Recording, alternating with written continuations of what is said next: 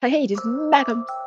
And yes, we are going to start after. This is just was in my library, but we're going to start doing digigames. But so, we're going to start with this isn't a digigame. This is actually sitting in my library. Keep it a visual novel. So, it, maybe a little bit. Yeah, I love you. I'm going to love you. But it's going to have a little bit of an adult theme to it. So sorry about that. And I love you again. There's no need explaining. It's only natural. Mother loves her daughter more than anything else in the world. He hates you, doesn't he? A whole lot of them despise you, don't they? If you didn't have guessed, it's another visual novel. I like these things. Oh gosh, I didn't say what it was. A whole lot of them despise you, don't they? Chasing you to the forest, gouging a hole into your leg. The hell? All because you smiled at their husbands. And you know what? You deserve it. You freak.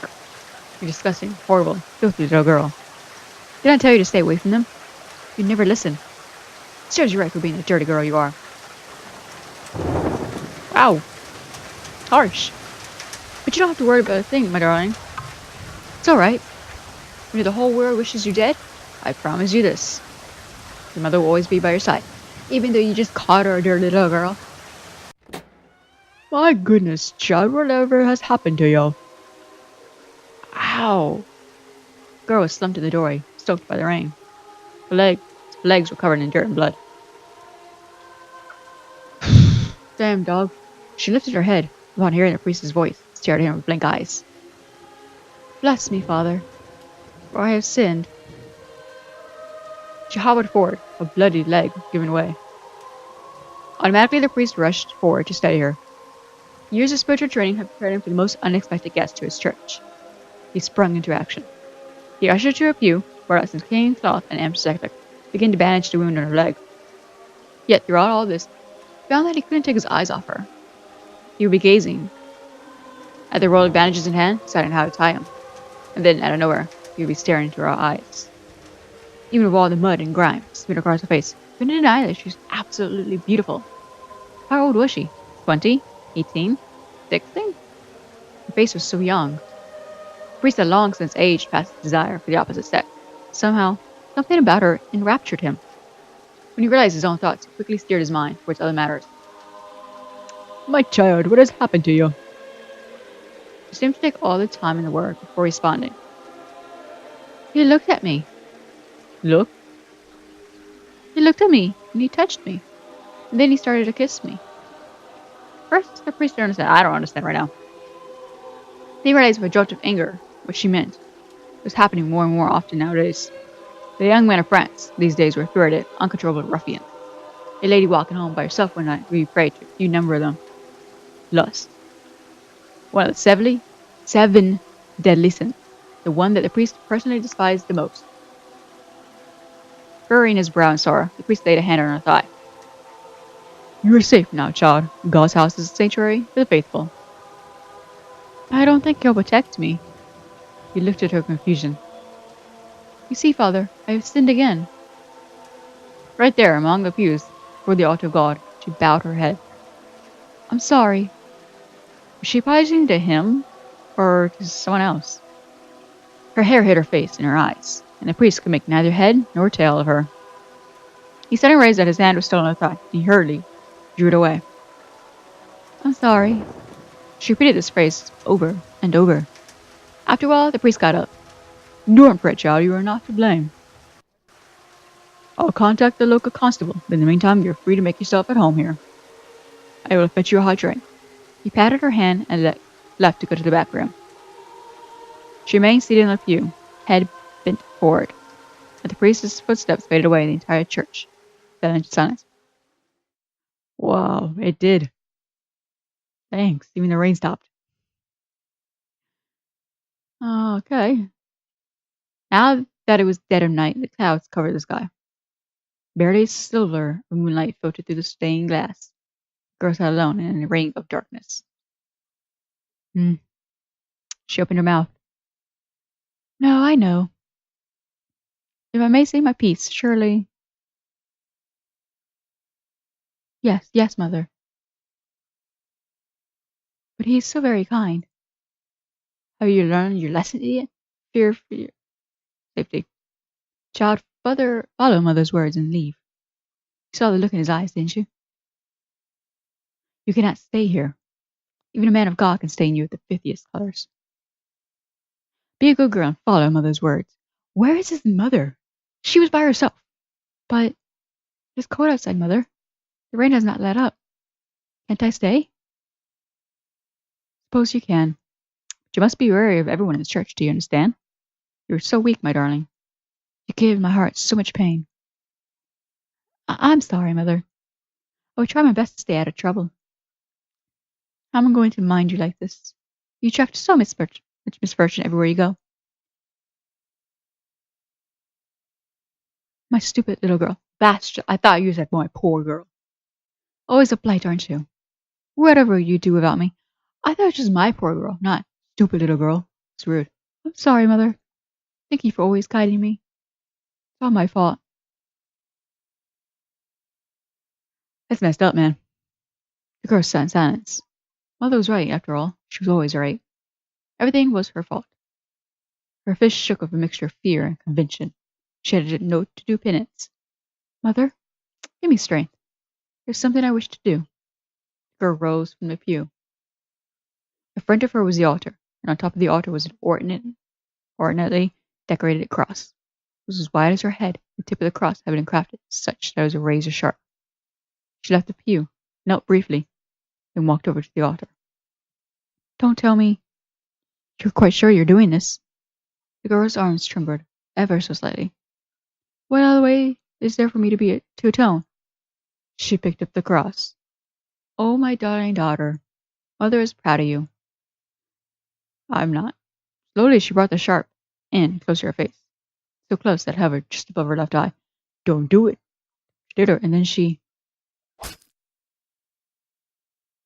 did it. That was chapter 1, the Star and the Rose. What? Scruffy young girl in tattered clothes speaks through the open gates of Chateau de Simone Mel. Why would you do that? An afternoon gautour was being held in its gardens. People from high-class estates rolled around the manicured gardens, were chatting loudly with one another, as you could clearly hear.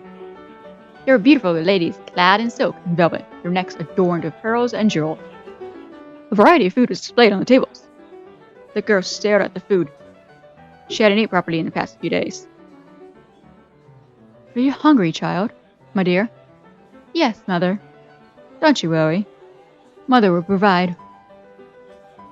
You do not need those high-class foods anyway. They will upset your stomach. Now we stayed long enough. Let us leave. Surely we can look around for a bit. Still a little early. There was something else that awed her, other than the party itself. She walked to and fro from the gates, peeking at the crowd, despite the urgings of her mother to leave. Just a tiny glance would be enough. The girl smiled at the thought of him. The owner of the chateau, the Marquis de Gull. The girl was drawn to him. He wasn't the same as other people. Seemed different somehow. Oh look, she's blushing. He was kind to her and would always hand her food when she delivered flowers. Her heart felt at ease with him. He's the same as everyone. Oh, I read that wrong. Greedy. Insatiable. Maybe not for you. But for something else. He's a kind man, Mother. That's kind of my fault I did that. Don't let his kindness fool you. Sweet as tongues, high as sharp as tooth, child. She bit her lip. Why do you even bother with him? He makes me feel that there are still good people in the world, Mother. There are no real good people in the world, child. It is hard to say, of course, my dear. We don't know the real intentions people have. One can hope that real charity exists. But I mean, good people always just put their needs first.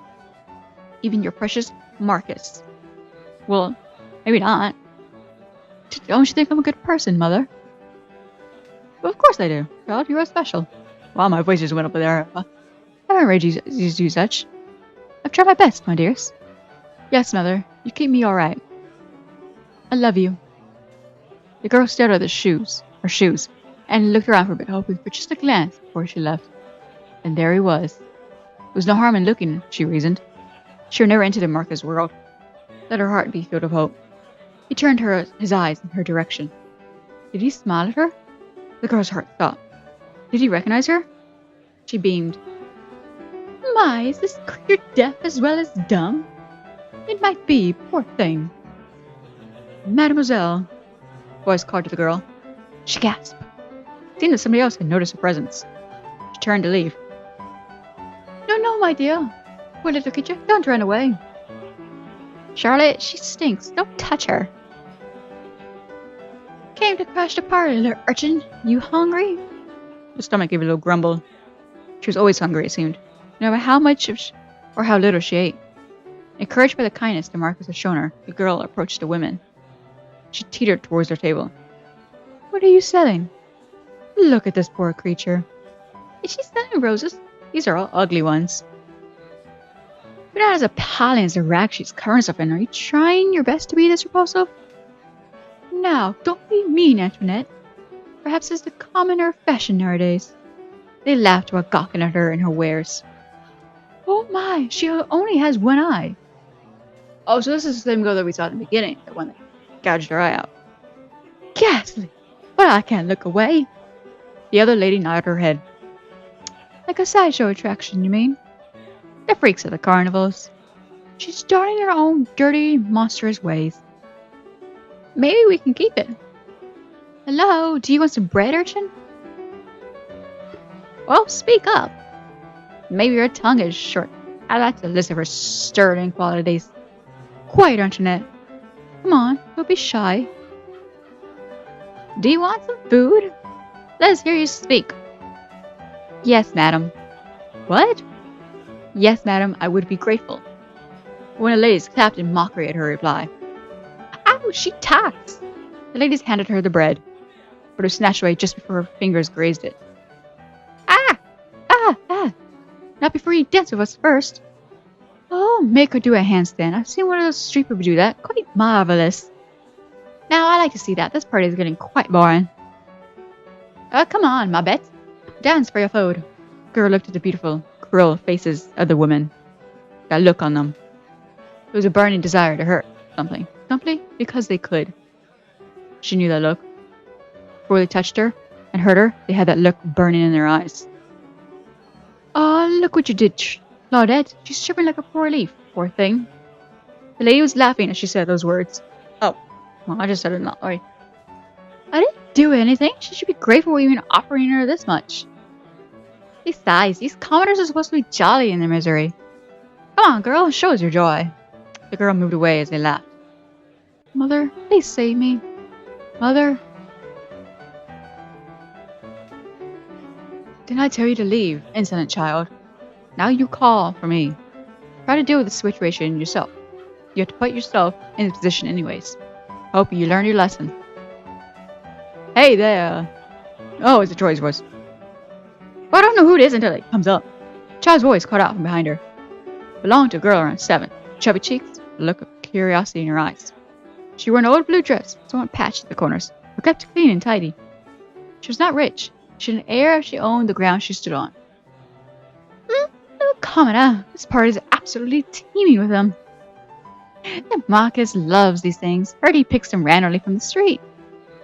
Maybe I should get me one too. You think it's fashionable abroad in his birth country, I mean? Raja? No, I heard he's from India. I heard a rumor he's the bastard son of a Greek queen. Goodness, that is so far-fetched. I could barely pronounce his name, though. He really should change it to something more acceptable. Who knows what kind of demons he might attract with such a blasphemous name. Must be why there are all these nasty, horrid little creatures flock around him. Oh! Don't now. I'll forgive him if he kisses my hand. The ladies laughed. Salop, aren't you shameless? Don't lie. We all know why we're here. The ladies gossiped among themselves, openly ignoring the girl. Oh, she's mad. Young girl took the sliding with a shrug. She approached the table and considered her presence. What you doing?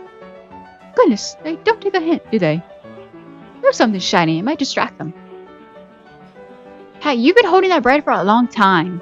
Aren't you going to give it to her? She pointed at the shabby rose vendor. Hey, you care. Do you want the bread for yourself? I bet she's hungry too. I you know, maybe you should toss the bread and see if they fight for it. The ladies laughed to themselves. The girls stared at them with confusion. Her brows furrowed in a childlike understanding. Next thing I ever knew, she swept the bread from the woman's hand. Oh my! How rude! Horrible, filthy little girl! Horrible, filthy girl! Give that back! The girl sniffed the piece of bread and nibbled at the surface. Yummy! It's so warm! She shoved the bread in the urchin's face. The scrumptious scent of the bread flooded the girl's nose. Lick it! The sugared butter tastes good! No! Don't y'all! Give that back! The urchin licked it. Her tongue was coated in sweetness. She stood there, squeezing the taste in her tongue. The girl grinned at her, and she couldn't help but grin back. Sorry, here you go. It's all yours. Oh, disgusting. I'm not going to eat anything that's been in your filthy mouths. Wow, so this is ours now? You ladies are so nice. Cheeky little brat. I'll have you thrown out of this party. I'll have you... Oh, here's Marcus. A young man strode with a commotion. Sweet scent lingered as he passed. The rose girl fed her mouth well up. His presence filled her body, almost as if her hunger was abated. She blushed furiously. What a strange effect he had.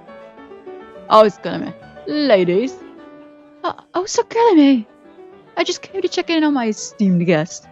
Is everything alright? Are you enjoying yourselves? One of the ladies started fanning herself with obvious annoyance. Oh, these little beasts have been harassing us. Yes, my lord. We're just minding our own business when this girl swiped the food off our table. Horrible little nits. The girl stuck her tongue out at them. The lady wiped her eyes in mock tears. See, look at that. It's absolutely monstrous how these children act around adults now. There's no respect, monsieur. I worry for the next generation. Oh, Charlotte, don't cry. Well, my lord, we could all breathe a little easier if these children were sent on their way. Yes, who knows what kind of mischief they might be up to. They might set fire to the tables, you see. Oh? Or it's not true, in fact. I think my pocket watch is missing. No, how unfortunate. One of the ladies continued her childish wailing. It is, monsieur. It's unfortunate how you allow your imported guests to be treated this way. Please deal with these vermin. Throw them out now. Oh, my sweet ladies, I'm stricken with grief at your misfortunes. Let me offer my heartfelt apologies. Unfortunately, this child is my important guest today, and you are, sad to say, pottery squatters. Excuse me? Madame Charlotte of Montpellier? I don't remember sending you an invite. Same for you, Lady Antoinette of Rennes and Lady Claudette of Lyon. Most people invited her are huge patrons of music. That is why they are here today. They came to listen to Mademoiselle Catherine Louise Perride. She's a 7-year-old piano prodigy who played with the Queen last summer. The man pointed at the girl busy chewing half of the bread. The rose girl just stared at the unfolding situation. What, that's... I'm sure you were aware of that, were you not? No matter, I'm always happy to see you ladies. It's my pleasure to have you here. You guys got it. But I hope you don't mind giving some of the food away to the townspeople. I hope you don't mind giving some of the food away to my townspeople. That is why I keep my gates open. My servers are instructed to serve anyone who passes by, not just my guests. But, don't you fret, my darlings, there's plenty more to be served. The ladies blushed in embarrassment. One of them began to fan herself even faster. Excuse me? The Marquise walked up to the two girls. The rose girl's heart beat so fast it made her head feel light and dizzy. She had never been this close to him. It made her feel a mixture of fear and elation. Lady Catherine, your father has been looking for you. It is almost time for your performance. The girl looked up at Marcus and did a little curtsy. My apologies, sir. I didn't mean to cause clatter. Godmother chucked her. I saw the whole thing, my chérie. You put those ladies in their place. They were mean to her. Godmother narrowed his eyes at the quiet girl. She hid behind her basket of roses. It looks like more she hid behind the girl. She couldn't look at him directly. He was like the sun. It hurt just to be in his presence. Yet there was relief in her heart as he stepped closer to her. I've seen you before, haven't I? The rose girl nodded. It made a curtsy. I deliver roses to your houses sometimes, sire. Yes, the girl with the sweetest face. The rose girl blushed. I love your roses, by the way. They stay fresh longer than they should. You've tended to them with love. Thank you, sire. Do you have a name, young lady? What's the matter? It is alright, young lady. You would rather... Let's call her Rosa. Rosa, it fits her.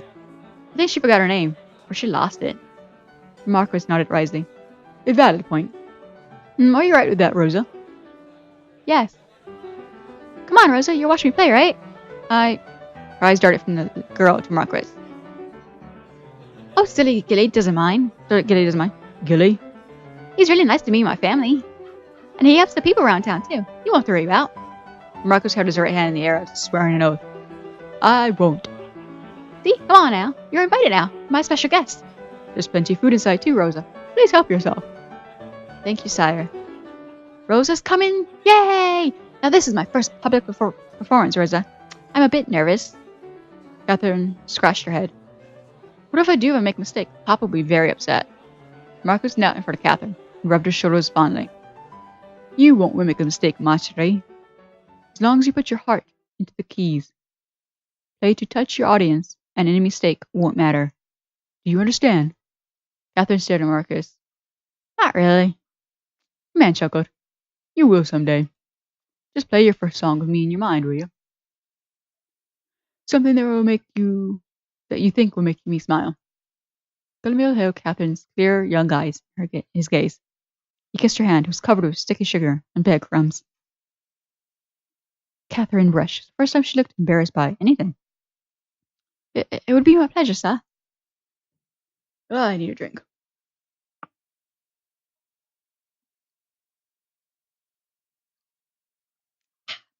Lovely Pepsi. Catherine charged up to the wooden podium and walked towards the middle stage. It was always getting quiet at these points. The crowd's chatter died down. She curtsied in front of the audience, waved to her father, stole a glance. Gullimy. The man gave her a tiny nod. We can hear it. She sat down in front of the piano, admiring the cream and ebony keys underneath her fingers. Her own piano is broken and beaten.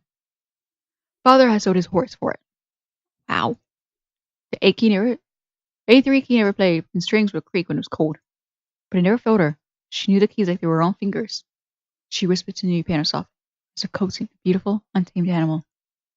Let's be friends, okay? So he saw Rosa at the far end of the podium, watching her diligently. There was renewed vigor in her blood. She could hear the keys calling out to her. A song that would make him smile. Oh gosh. She placed her fingers on the keys. She began to play. Apparently middle mouse, but real reminds me. That's really gorgeous. Music.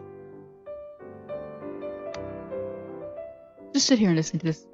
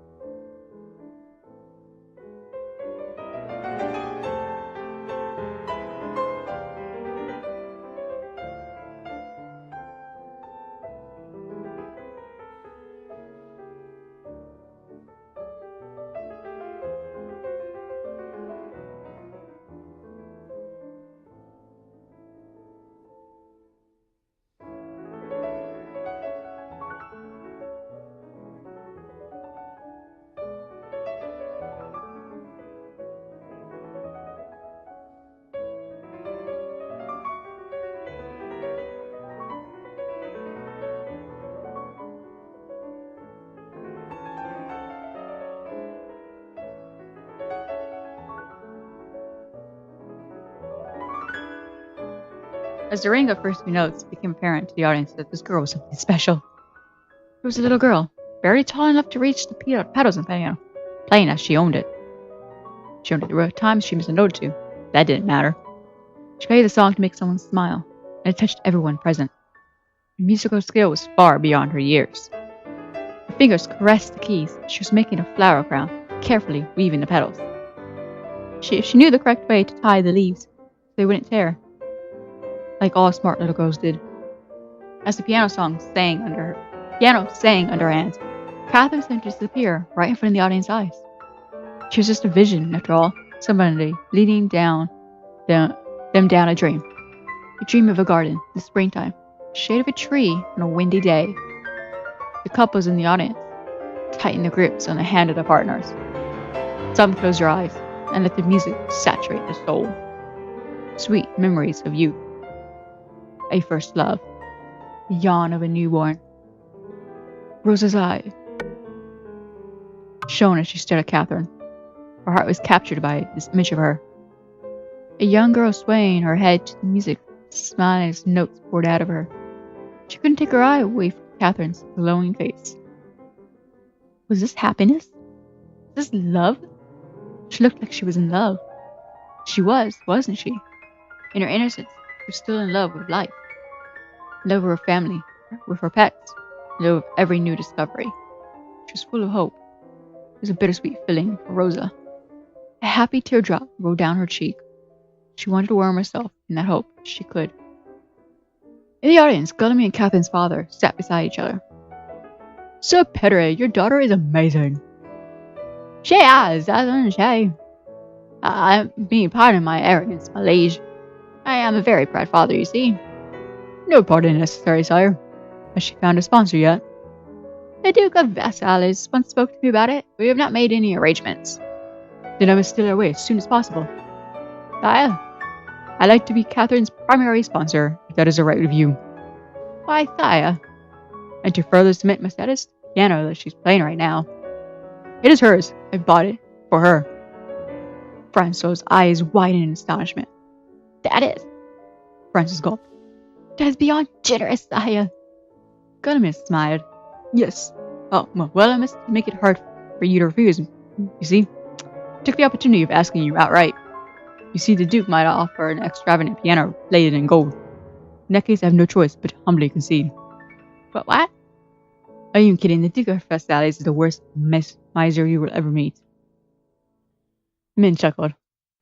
Of course, I should be paying for musical tutoring as required, along with the ample stipend to accommodate your family. Dang. You don't have to look so surprised, Monsieur Perride. Your daughter is a star. This is the first about her that enraptures your soul. There's no doubt in my mind that she will succeed. Thank you deeply, my liege. Let's, Yeah? Please, call me by my name, yes, yeah? Let me remind you, this generosity isn't without charge. The tutoring will be done at my house. I want to monitor her progress. Apart from that, I'd very much like Catherine to visit me and play from time to time. Music is one of my true passions. Her presence would benefit my mood tenfold. Of course, sire, that is a small price to pay for all your offers. On the contrary, monsieur, you don't have to decide now. Kindly think about it. Thank you, my lord, Sire Guillaume. After the performance, Catherine and Rosa went to the Marquis's garden to play. Francis and Guillaume lingered on their table, sorting out the details of Catherine's further education. Amélie Petre wandered about the crowd, searching for a familiar face. She arrived halfway through Catherine's performance, just in time to gush her little sister's applause. Unfortunately, she couldn't find her father in the crowd. When she finally caught sight of the back of his head, she approached him hastily. Father, there you are. I've been looking all over for you. Emily stopped as she saw the man her father was talking to. It was none other but the Marquis himself. She fixed her hair self-consciously, curtsied. My lord, pardon my intrusion. I didn't realize. Guillermo smiled at her kindly. You are free to intrude any time, my lady. Emily smiled back, just as the rumor said. Marquis was easy on the eyes. To whom do I owe the pleasure of your acquaintance? It is my eldest daughter, Amelia. Pardon for not introducing her sooner. Charmed. Guillermo offered her a seat. Amelia sat down across the man. Well, it seems talent and good looks run in the family. Francis rubbed his neck. Ah, my daughters are my pride and joy. Thankfully, they both took after their mother. Surely not, Monsieur Perret. The eyes are yours. Earnest and loving eyes. They kind of do look like they have some eyes, don't they? Miller snorted at such sappy words. Father was clearly basking in the compliments. This really was the famous Gulliman the rumors talked about. Then he wasn't exactly much of a charmer, was he? She didn't know what was all the fuss about. The ladies in the house she worked for could not seem to stop talking about this man. Admittedly, there was something morbidly curious about the way he looked at people. Like he was always distracted. He could only say words that were expected of him. I am pleased to have finally met you, sire. I've heard a lot about you on my travels. All good things, I hope. Pins on the tabloid and the day of the week. Emil thought to herself and chuckled. You're a governess, was it? I was told. Where do you work? Let him meet your household, sire. Ah, yes, I heard you were marrying into the family soon.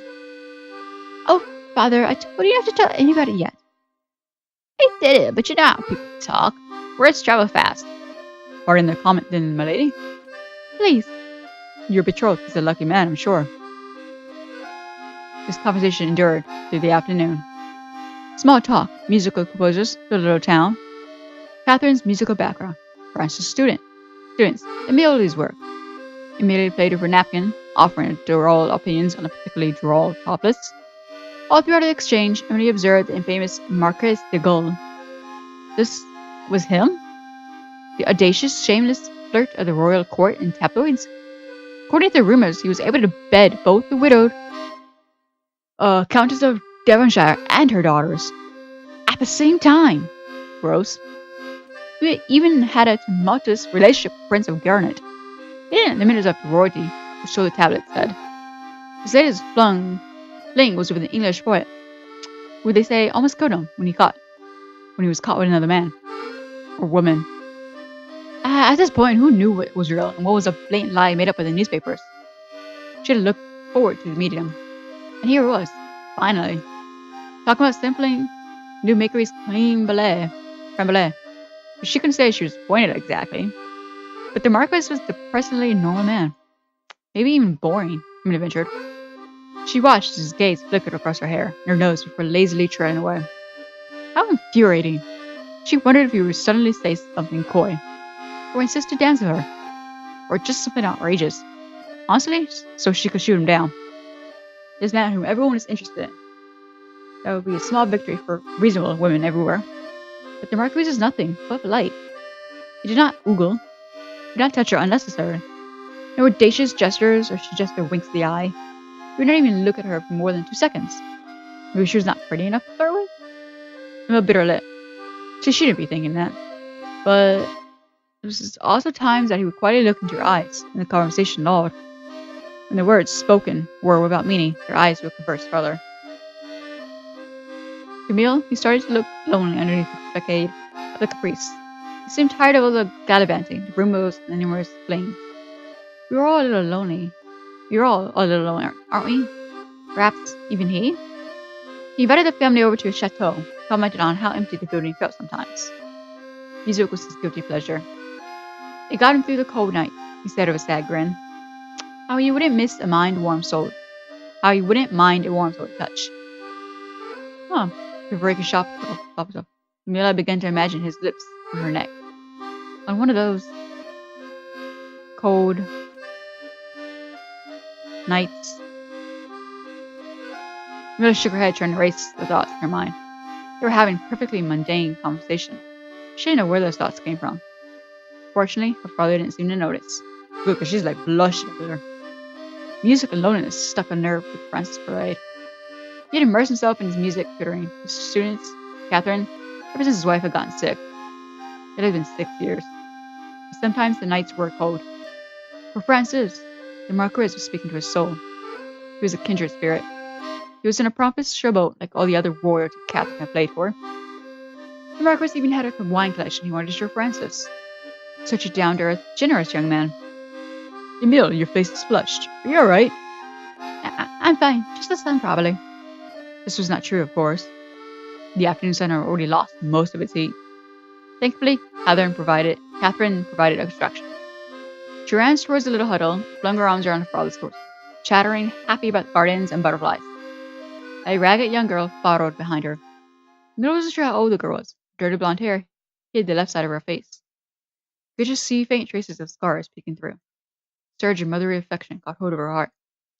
Hello there, young lady. The little girl looked down at her toes. She gave a shy smile. See, you've made a crown of flowers. You look very pretty. Thank you, madam. Catherine gave it to me. Sister, this is Rosa. She's really nice. She knows the names of all the flowers in Sir Gilly's garden. Catherine, there you go again with your silly names. Sister, help me convince Papa to let Rosa stay with us. Catherine. Papa, please let her stay with us. She doesn't have anywhere to go. Now, Catherine, that's not very nice. Rosa here is a girl. She's not a kitten you can just pluck from the streets and take home, like you always do with stray animals. Goodness knows we have all the street cats of France living in our house. As I know she's not a kitten, I know she's a girl, but shouldn't we take her home even more so? Francis sighed. Guillermo chuckled under his breath. He was clearly enjoying this exchange. Your daughter has some very unique views, Sir Putteride. Well, Sir Gully, what do you think? Huh? Guillermo's face lost his casual bystander look. You're a Marquise. I'm sure my father will follow your orders, right? Shouldn't we take Rosa home? Guillermo's brows furrowed at the point, further being put on the spot so suddenly. Joe glanced at Francis, who suddenly pleaded with him with his eyes to not humor the child. He cleared his throat. Well, I'm sure it's up to your father since he owns the house. You'll have to clothe and feed Rosa, you see. Yes, but I've got all that figured out. Ever since sister moved to work, nobody minds the house anymore. And I have to wash the dishes every time. Ugh. Papa's so busy, and we always have enough food for the two of us. Rosa stays, and I wouldn't be so lonely on my own. She'll wear sister's old clothes and will mind the house when both sister and father are away. She can wash dishes sometimes, and I'll wash them sometimes. Guillermo and Francis shared a look. Besides, if it were up to me, I'd have people take one girl home in their house and give her good food. Girls don't even eat that much. Not sure about boys. She started for a bit. But I'm sure it's not too much that people can't take them home too.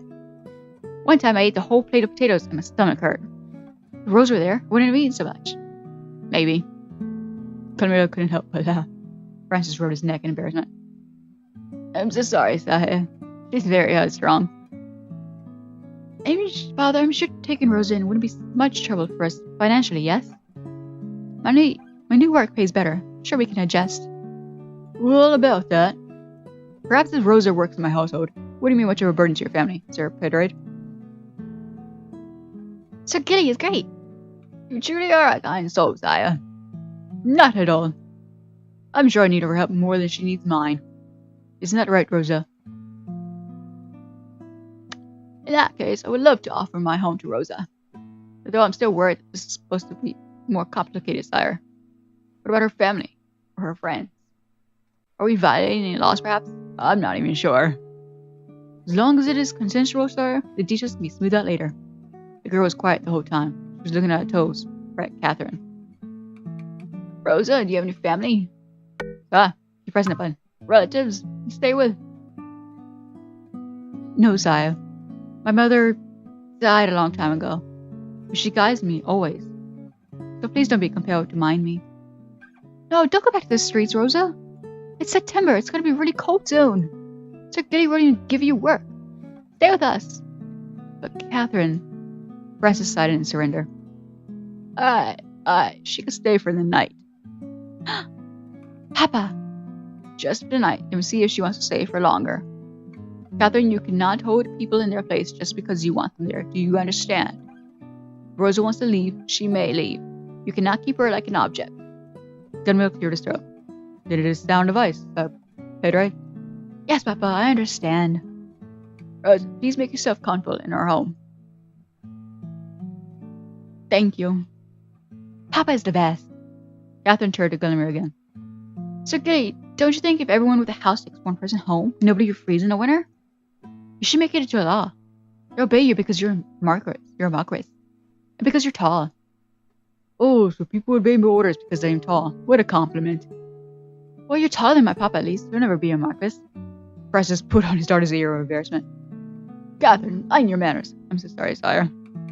Guillermo shook his head, his eyes turned toward the family. Emil watched him curiously. The same sadness once again surfaced for the briefest moment. You've a lovely family, sire. I'm quite jealous. You make me want to settle down myself, someday. He chuckled. Maybe. Emil's heart skipped a beat. Did he just look at her when he said that? She couldn't be sure. Catherine is perfect the way she is. It is one of those reasons why I am very invested into her. Gillimer knelt down so he was eye to eye with Catherine. He patted her head. "You're a very intelligent and kind-hearted girl, Catherine. You are a star. Mon étoile. Someday I'll know your change word. If I butchering those French words, I am sorry. At least I like to see you try." Mother, help me. What was this going on? My chest. I can't breathe. No. Can't. Catherine! The hell? Alright. So, we're gonna leave it there at chapter 2. We're gonna, go to this afterwards. But, this is interesting so far what it is. But, I don't know how her mother's always talking to her in her head like that. Her mother's passed away, but she still talks to her. Why she punished herself so bad in the first beginning? But maybe people wanted to help her. That's great. Those 3 women were really rude to everyone. But anyways, hit the like button if you like this. Hope you have a great day. See you in the next video. Peace!